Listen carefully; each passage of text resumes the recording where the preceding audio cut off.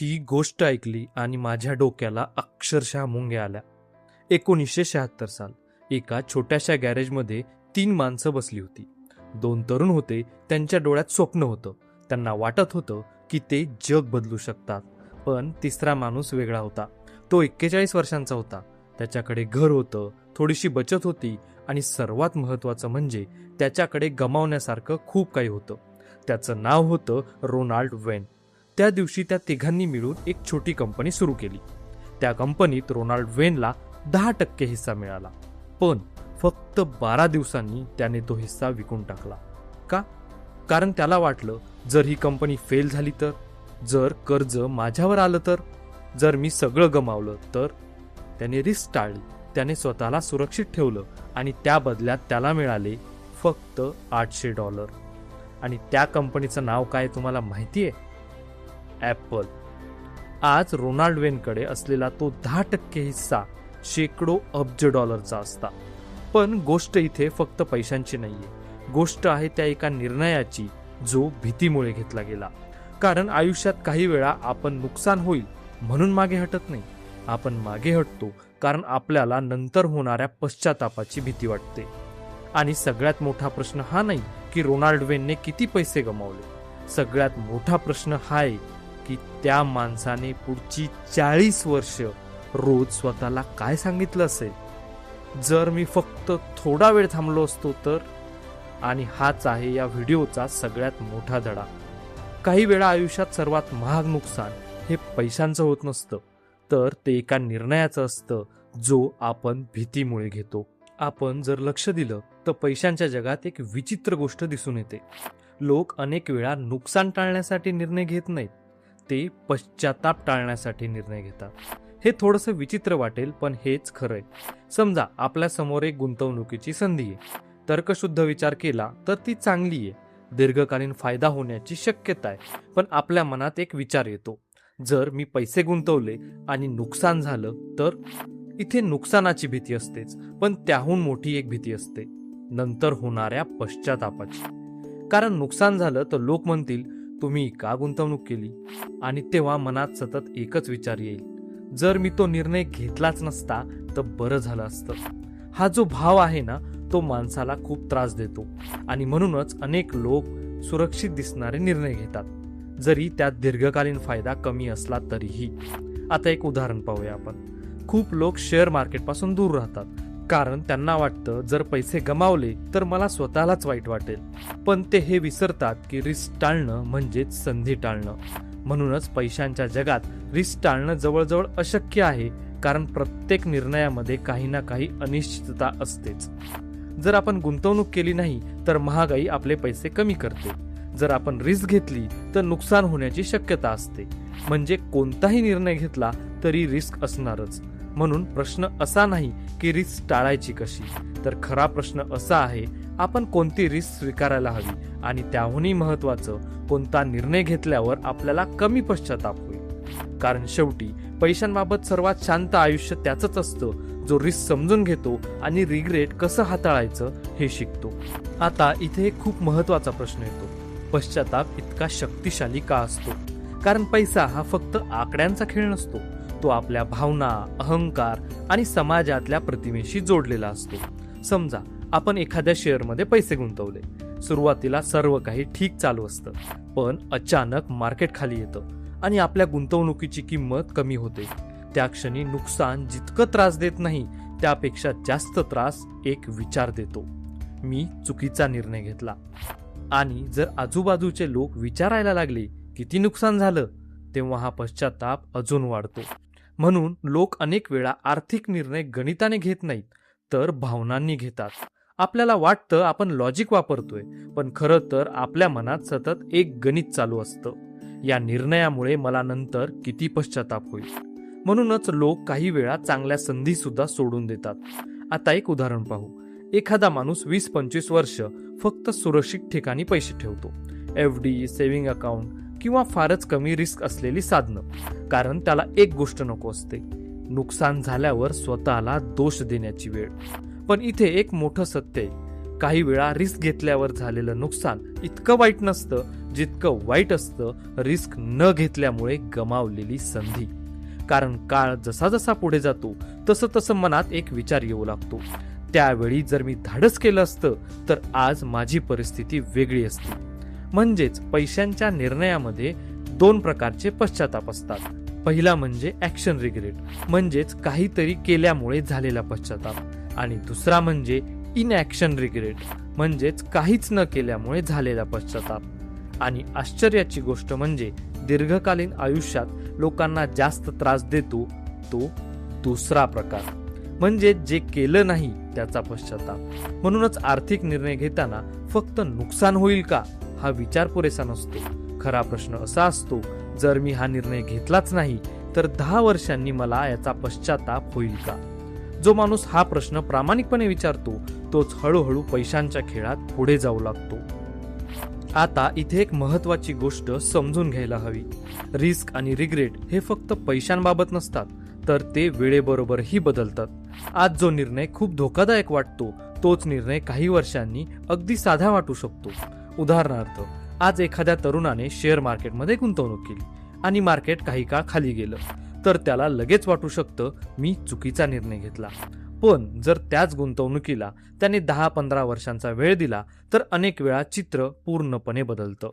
जे आज नुकसान वाटत होतं ते उद्या मोठा फायदा ठरू शकतं. आणि म्हणूनच पैशांच्या जगात बहुतांश रिस्क हा शॉर्ट टर्म मध्ये मोठा दिसतो पण लॉंग टर्म मध्ये लहान होतो. पण इथेच लोक चूक करतात, कारण लोकांना तात्काळ होणारा पश्चाताप सहन होत नाही. मार्केट खाली आलं किंवा एखादी गुंतवणूक तात्पुरती कमी झाली की लगेच लोक निर्णय बदलतात. ते शेअर्स विकतात, गुंतवणूक थांबवतात किंवा पूर्णपणे रिस्क घेणं बंद करतात. त्यांना वाटतं मी नुकसान टाळलं, पण खरं पाहिलं तर अनेक वेळा ते भविष्यातला फायदा गमावतात. कारण मोठा पैसा बहुतेक वेळा धीर आणि वेळ यांच्यामध्ये तयार होतो. ज्यांना तात्पुरता पश्चाताप सहन करता येतो तेच दीर्घकालीन फायदा पाहू शकतात.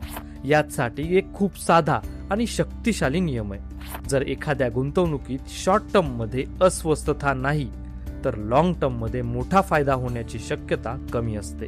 कारण जिथे रिस्क असतो तिथेच रिवॉर्ड असतो.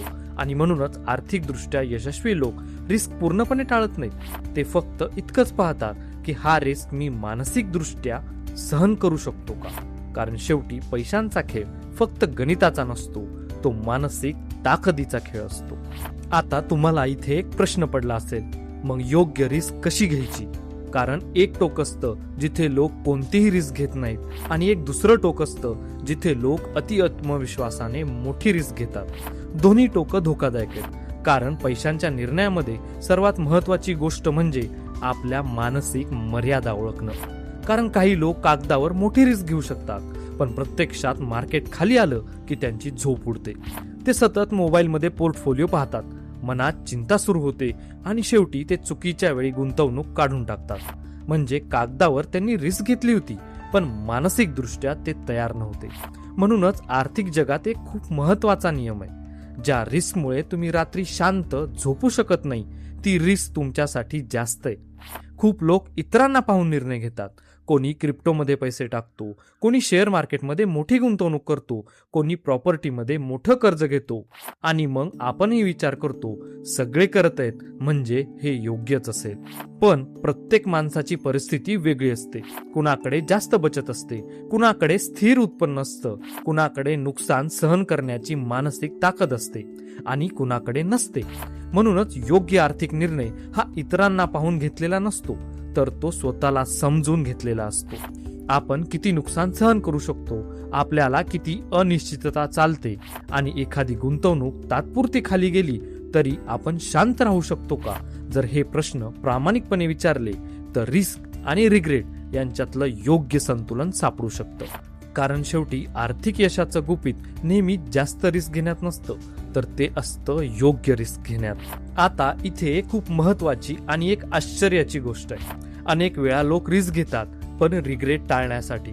हे थोडंसं उलट वाटेल पण प्रत्यक्षात खूप वेळा असंच घडतं.